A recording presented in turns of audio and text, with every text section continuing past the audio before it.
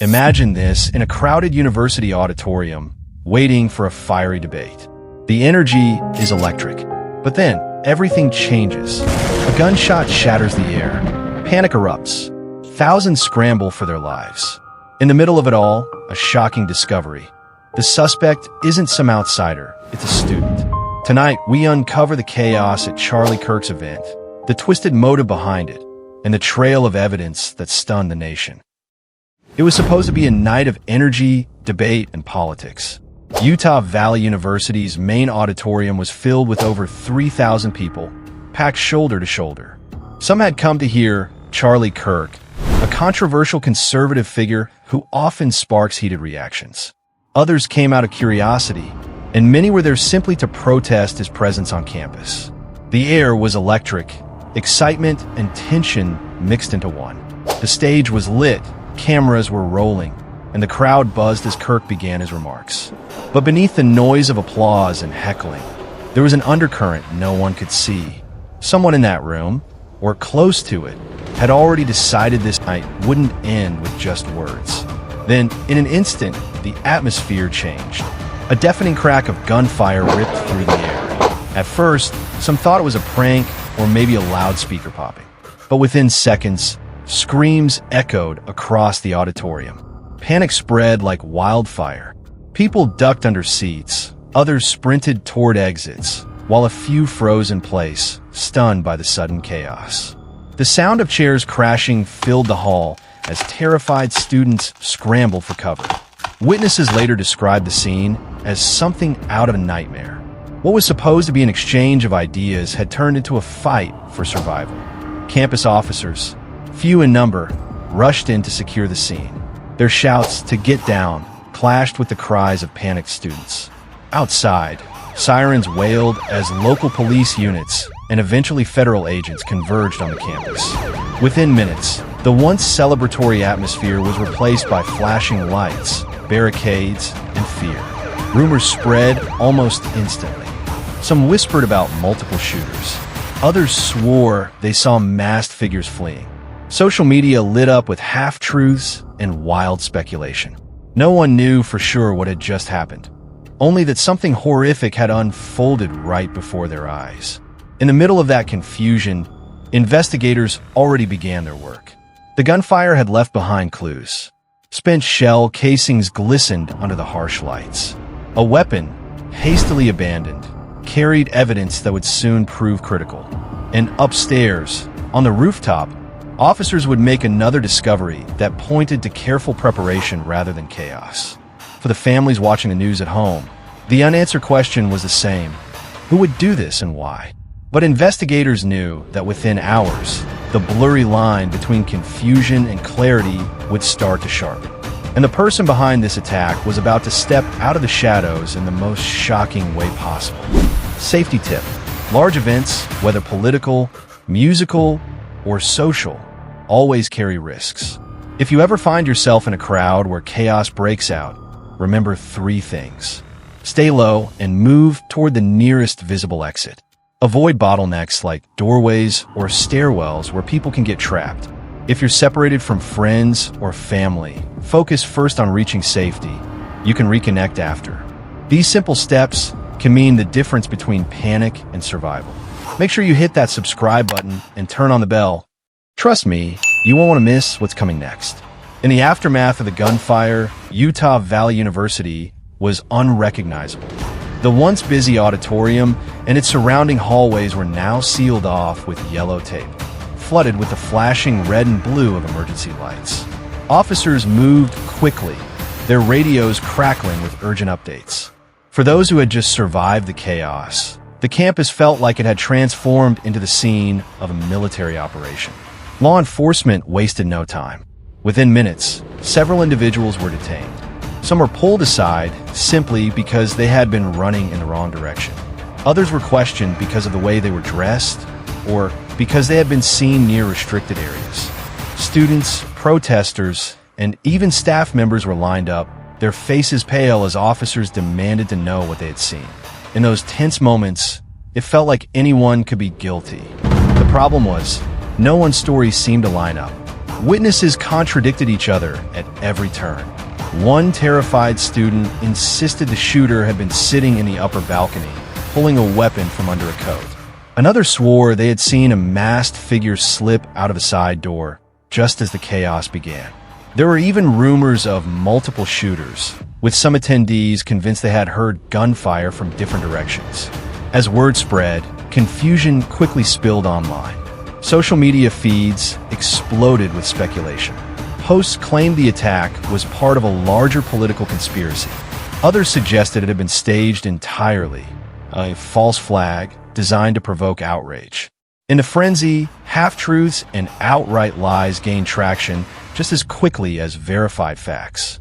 For families anxiously scrolling through their phones at home, it was impossible to know what to believe. But while the public drowned in speculation, investigators quietly began to home in on their first real lead. Surveillance cameras across the campus had been checked, frame by frame. In the grainy footage, a lone figure could be seen moving with purpose toward a rooftop access door. The images weren't clear, just a shadowy outline under poor lighting. To the average person, they were almost meaningless. To the FBI and local detectives, they were everything. Still, investigators knew they couldn't rush. They needed evidence, not just blurry pictures. Every rumor had to be verified, every account cross-checked. The truth was buried beneath layers of chaos, and sorting it out would take hours, maybe days. Yet one thing became immediately clear. Someone in those photos was about to be identified. And when the truth came out, it would hit one family harder than anyone could have expected. And one family would be forced to face a truth they never wanted to believe. Safety tip.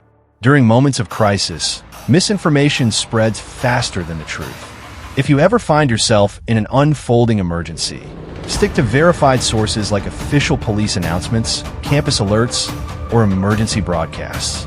Following rumors online can lead you into danger instead of away from it. By the next morning, the grainy surveillance images were released to the public. They showed a young man in dark clothing, moving quickly through a stairwell and up toward the roof. The photos weren't perfectly clear, but one detail stood out: the way he carried himself. Investigators described it as purposeful, focused, not the panicked rush of someone fleeing, but the calm stride of someone following a plan. For hours, the pictures circulated online. Some dismissed them as too blurry to mean anything. Others claimed they recognized the figure. But the real breakthrough came not from the public, but from a family sitting at home, staring at the news in disbelief. It was Tyler Robinson's father who finally made the call. The 22-year-old was a student at Utah Valley University, known by classmates as quiet, sometimes intense, but never someone anyone expected to be at the center of something like this. His father recognized him immediately in the photos, the shape of his shoulders, the curve of his walk. He urged Tyler to come forward, to surrender before the situation spiraled further out of control. The news stunned the community. How could someone so young, with his whole life ahead of him, be connected to such a violent act? Friends from high school described him as smart and a little withdrawn, while neighbors remembered him as polite, always keeping to himself. But the FBI was confident. The man in the images was Tyler Robinson, and the evidence was beginning to stack up against him. Within hours, his name was everywhere. Cable news ran his photo side by side with footage of the shooting's aftermath. Online, debates raged about his motives, his background, and how someone like him could plan an attack of this scale. The story was no longer about a faceless suspect. It was about Tyler, and the nation wanted answers. But investigators didn't have to wait long. DNA would remove any doubt. Back into Index Pointing Right if you're following this case with us. Now's the perfect time to hit subscribe and turn on the bell. That way you'll never miss a single update as we dive deeper. And tell me in the comments, what do you think pushed Tyler Robinson down this path? Was it ideology, isolation, or something darker? Safety tip. If you ever notice someone you know showing signs of withdrawal, obsession, or hostility, especially tied to politics or violence, don't ignore it. Speak up, reach out, or notify someone who can help. Early intervention can prevent tragedy. As the nation tried to process the shocking revelation that 22-year-old Tyler Robinson was the prime suspect, investigators pushed forward with something far more conclusive than blurry surveillance photos: science. The rooftop where officers believed the shots had been fired wasn't just a vantage point. It was a gold mine of forensic evidence. Under the cover of night, crime scene technicians carefully combed through every inch. What they uncovered told a chilling story of preparation. First, a rifle had been discovered. Not simply dropped, but wrapped hastily in a towel. That towel, though, was far from clean. Under forensic analysis, it revealed traces of sweat and skin cells. Within hours, the DNA profile came back. It was a direct match to Tyler Robinson. But that wasn't all. Just a few feet away, investigators found something else: a screwdriver with faint smudges along the handle. It looked ordinary at first, until they realized it had been used to force open the rooftop access door.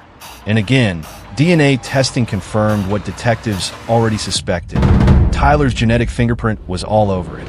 For law enforcement, the DNA results were the smoking gun. Surveillance photos could be debated. Witness testimony could be contradictory. But DNA was cold, hard proof, locking Tyler at the crime scene with no reasonable way out.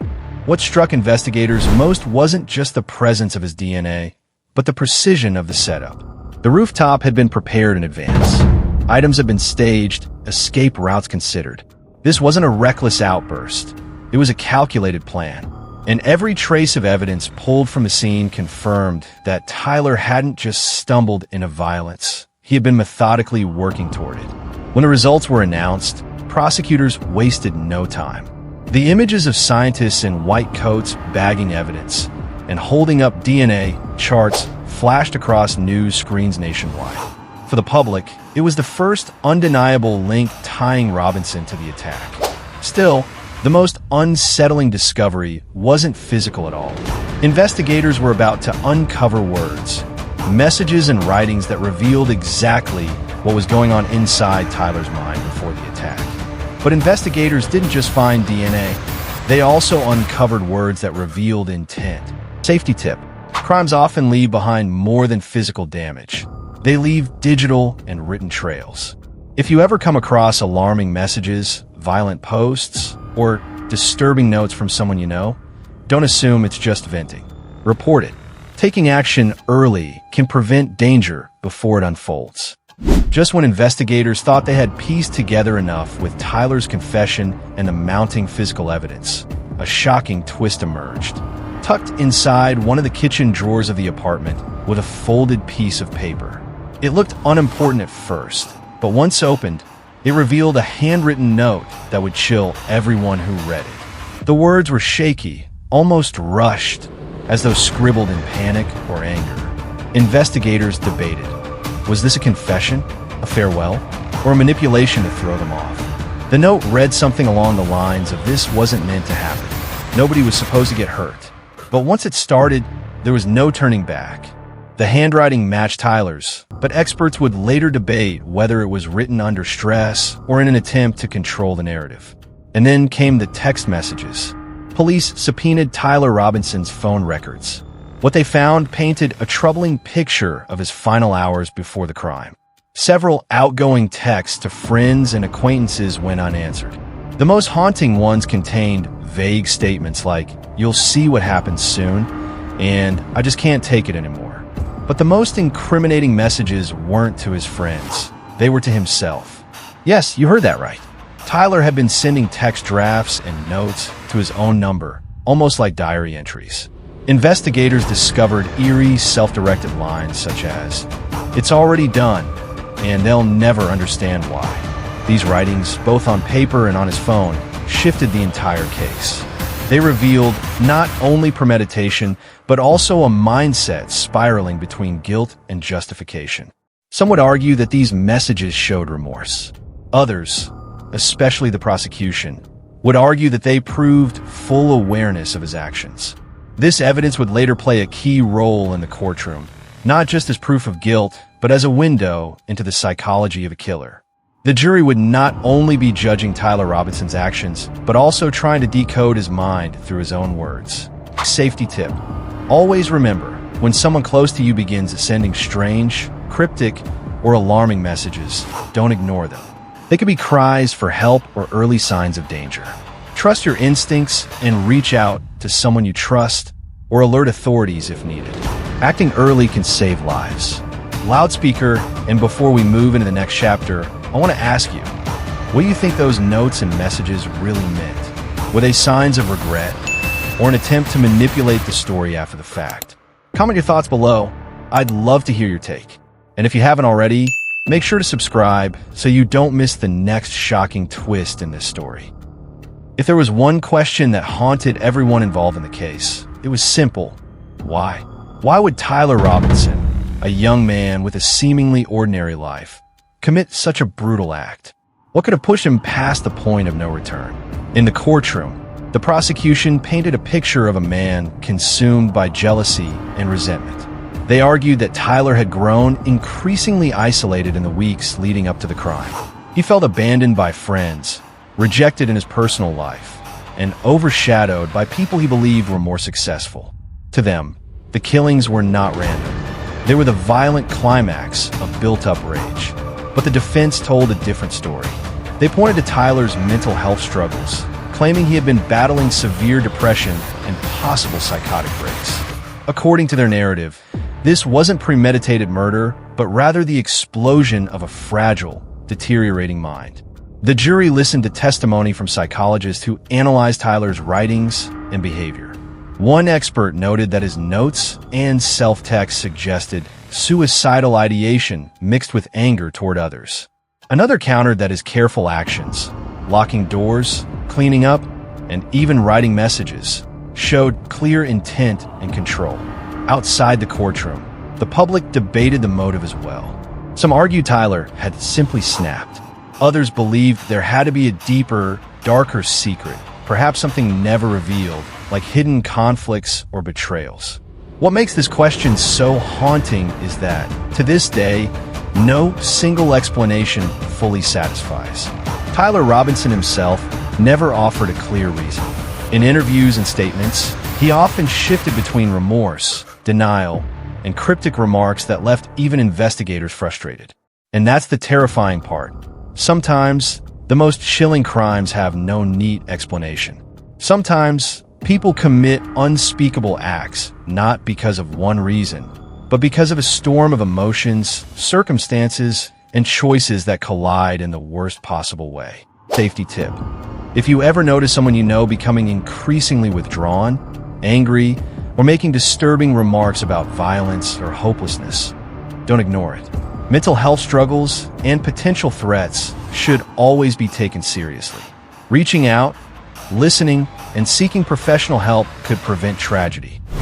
The moment Tyler Robinson was placed in handcuffs, the atmosphere shifted from panic to procedure. For investigators, the adrenaline of the manhunt gave way to the painstaking process of turning suspicion into solid charges that could stand in court. Tyler was escorted to the county detention center under heavy guard. Reporters swarmed the scene, their cameras flashing as the young man in shackles was led inside. His face revealed little, neither anger nor remorse, just a cold, detached stare that unsettled those watching. For the public, it was their first clear glimpse of the man accused of shattering their community. Behind the scenes, detectives were racing to assemble every piece of evidence into a coherent narrative. The shell casings, the rooftop vantage point, the abandoned weapon, the DNA samples, and the disturbing notes. They all had to be logged, matched, and verified. Prosecutors knew that in a case of this magnitude, any misstep could allow the defense to poke holes. Within 48 hours, Tyler Robinson was formally charged with multiple counts, aggravated assault, attempted murder, and terrorism-related offenses, given the nature of the attack in a crowded public venue. The terrorism charge especially raised eyebrows. It wasn't tied to any known extremist group, but rather to the intent of spreading fear and causing mass harm. In his first court appearance, Tyler stood before the judge in an orange jumpsuit, his wrists chained. The room was silent, save for the clicking of journalists' keyboards. When the judge read the charges aloud, Tyler responded in a flat voice, "Not guilty." It was the first of many moments that would divide public opinion. Some saw him as a calculated monster trying to escape accountability, while others clung to the idea that maybe he was mentally ill and needed treatment, not prison. Meanwhile, the families of those injured and traumatized by the shooting sat in the courtroom, watching every move. For them, the charges were not just legal terms. They were the beginning of a long, painful fight for justice.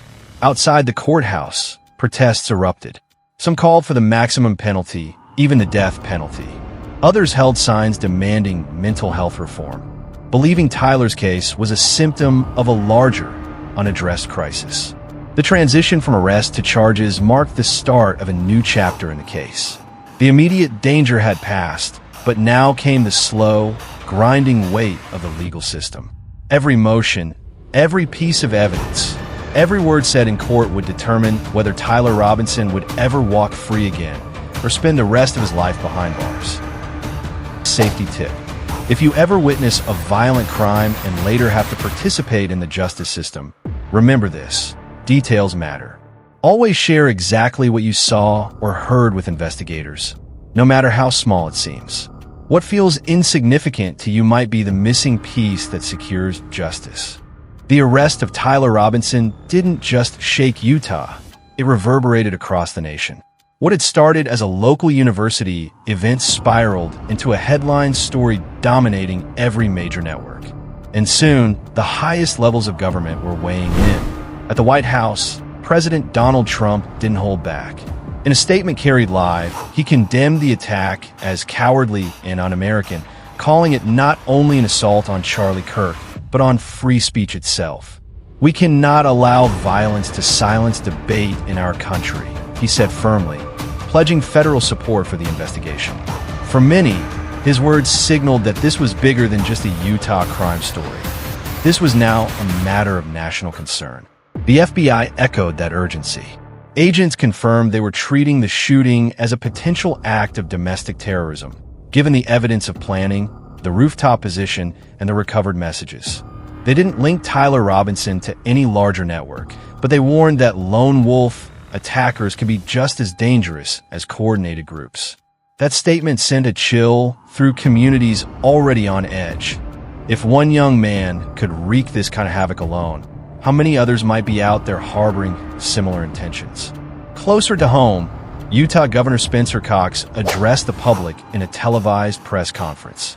His voice cracked slightly as he described the fear students felt that night, the parents who frantically called their children, and the community still reeling. "Utah is strong," he declared, "but we must never ignore the signs of violence. We owe it to our people to take safety, security, and mental health seriously." His words drew both applause and criticism. Supporters praised him for acknowledging deeper issues, while critics accused state leaders of not doing enough before the tragedy. But one thing was clear, from the president to local officials: this case was no longer just about Tyler Robinson. It was about America's struggle with free speech, violence, and the thin line between protest and terror. Media outlets dissected every statement. Cable news networks ran split screens, Trump's remarks on one side, Cox's on the other, while pundits argued over what the attack meant for the political climate. Some insisted it proved intolerance had reached a breaking point. Others claimed politicians were exploiting the tragedy for their own agendas. But beyond the debates and sound bites, families in Utah just wanted answers. They wanted to know why their children weren't safe in a campus auditorium. They wanted assurance that no parent would ever again get a call saying, "There's been a shooting at your child's school." For investigators, the voices from the top added pressure. The message was clear: failure was not an option. Every piece of evidence had to be airtight, every charge backed by proof, because the entire country was watching. Safety tip: when tragedies like this dominate the news, it's easy to feel helpless. But one way to make a difference is by staying informed and engaging in your community. Attend safety trainings at your school, workplace, or neighborhood watch. Sometimes prevention starts with ordinary people paying attention before violence ever begins. As a nation debated motives and politics, a different question was rising closer to home. How did this even happen in the first place? Utah Valley University had hosted major events before: concerts, sports games, even high-profile speakers. But that night, security was startlingly thin. Witnesses later confirmed that only 6 campus officers were visibly present for an event that drew more than 3,000 attendees. To put that into perspective, a single home basketball game at the same school often saw twice as many security personnel. Students who were there said they noticed the difference immediately. There were no metal detectors at the entrances, no bag checks, and no drones or elevated cameras monitoring the crowd. Some even remarked that it felt easier to walk into the auditorium that night than into the campus library during finals week. When the gunfire erupted, those gaps became painfully obvious. Officers rushed in, but they were outnumbered, overwhelmed, and simply unprepared for the chaos. Survivors recalled that there was no clear evacuation plan. People just stampeded toward the nearest doors, creating dangerous bottlenecks. One parent later vented to local reporters. "If my daughter had been at a football game, she would have had more security than she did at this so-called high-risk event." How is that acceptable? That outrage only grew louder as details came out. Critics argued that university officials should have anticipated protests and potential violence, especially given Charlie Kirk's controversial reputation. Supporters of the administration countered that no one could have predicted an assassination attempt from a student. But for the public, excuses weren't enough. Commentators demanded resignations, while others pointed fingers at broader systemic issues: underfunded campus police, unclear chains of command, and the absence of coordination with federal agencies. Even lawmakers chimed in. Some called for mandatory federal oversight of campus events involving high-profile political figures. Others warned against overreach, claiming that more restrictions could stifle free speech further. And for prosecutors preparing their case, that failure became part of the narrative, because every unanswered question about security only added fuel to the pressure on them to deliver justice in the courtroom. Safety tip: whenever you attend a large event, whether political, musical, or social, take a moment to scan for exits as soon as you enter. Don't just rely on organizers or security. In a crisis, knowing where to go could save your life when seconds matter. As the dust of the investigation settled, all eyes turned toward the next stage, the courtroom. Tyler Robinson, the 22-year-old at the center of it all, was scheduled for his first appearance before a judge. For many in Utah and across the nation, it was the moment that would move this story from the streets and news feeds into the halls of justice. On the morning of the hearing, the courthouse in Provo was a fortress. Barricades lined the sidewalks, police vehicles blocked traffic, and reporters swarmed the entrance. National media outlets set up cameras hours before proceedings began. Inside, seats filled quickly with family members of survivors, university officials, and a sea of journalists waiting to capture every word.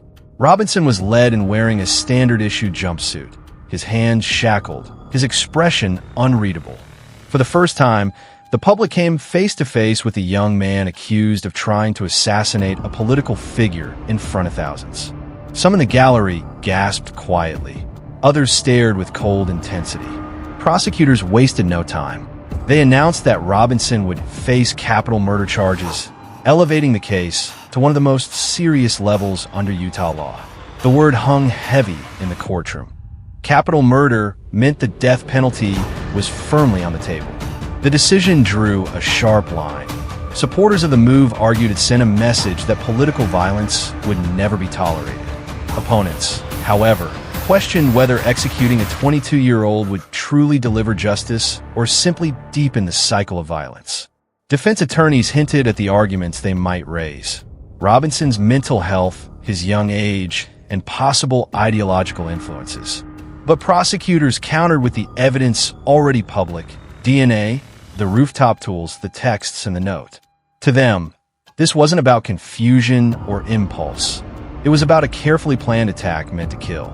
Outside, the debate mirrored the one unfolding inside.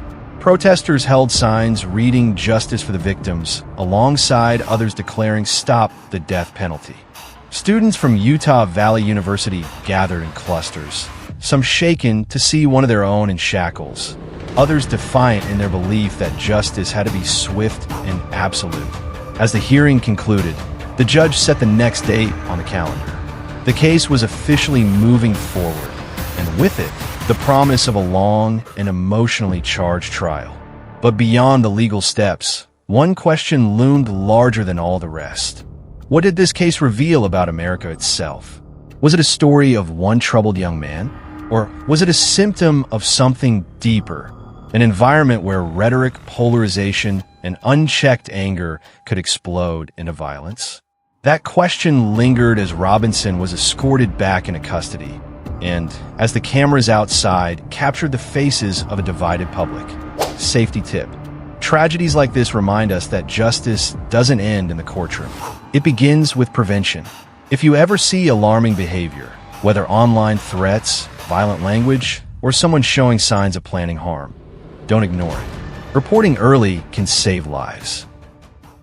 When the echoes of gunfire faded and the courtroom doors closed, what lingered was something far heavier than broken glass and bullet casings. It was a legacy of fear. For Utah Valley University, the scars would not vanish overnight.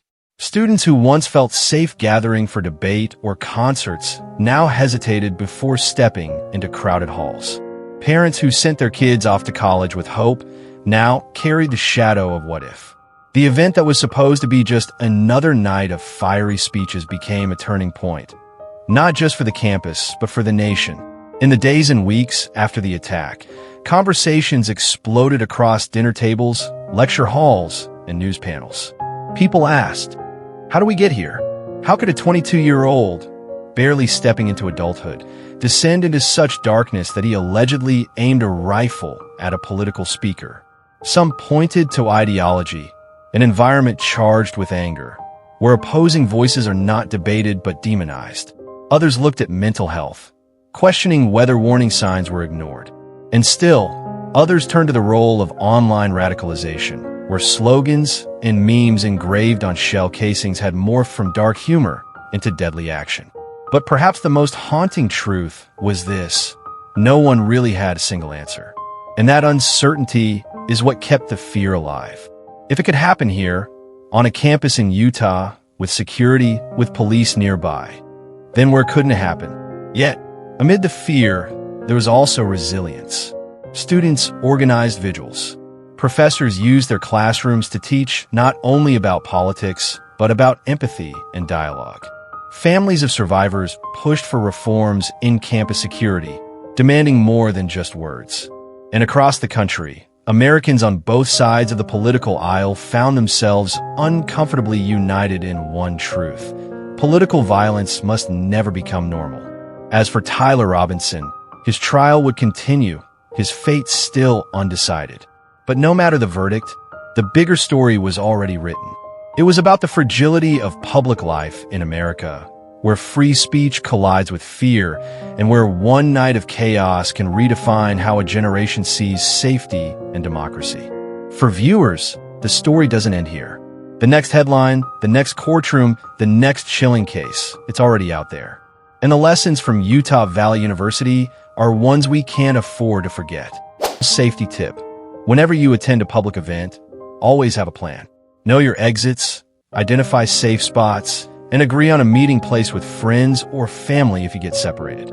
Safety isn't about paranoia, it's about preparation. Back-end index pointing right. If this story gripped you, don't stop here.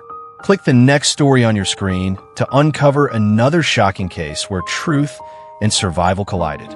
And don't forget, hit subscribe, drop a comment with your thoughts, and join us as we continue to explore the stories that shape our world.